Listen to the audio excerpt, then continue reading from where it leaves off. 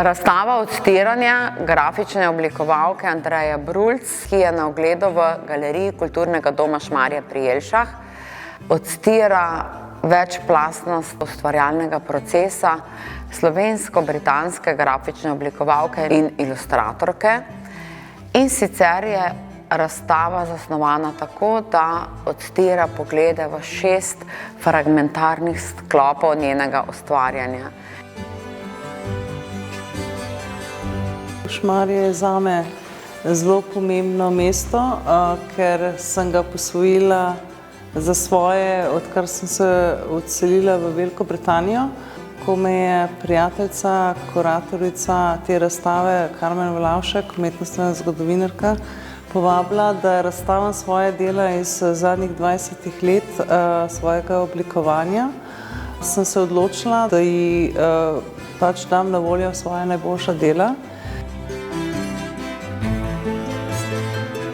Andreja je v svojem bogatem 20-letnem ustvarjalnem opusu sodelovala s številnimi pomembnimi slovenskimi literarnimi umetniki. Med temi bi želela izpostaviti Prešernova nagrajenca Ferija Lainščka, s katerim je leta 2010 ustvarila otroško slikanico Barvice.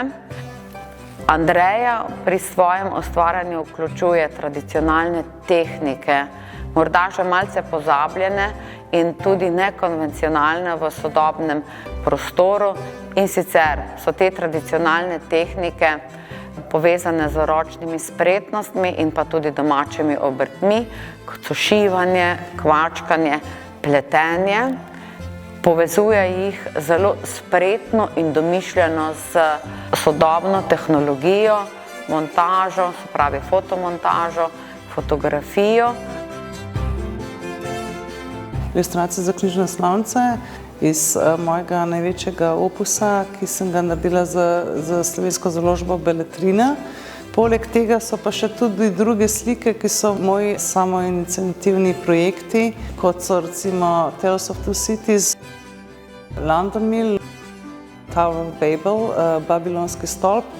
Večji projekt iz tega mojega opusa je pa v bistvu Prešernov plašč, ki sem ga naredila v času, ko je bila Ljubljana Unescova prestolnica knjige. Ta plašč je v bistvu bil narejen za kip Prešerna na Prešernovem trgu v Ljubljani.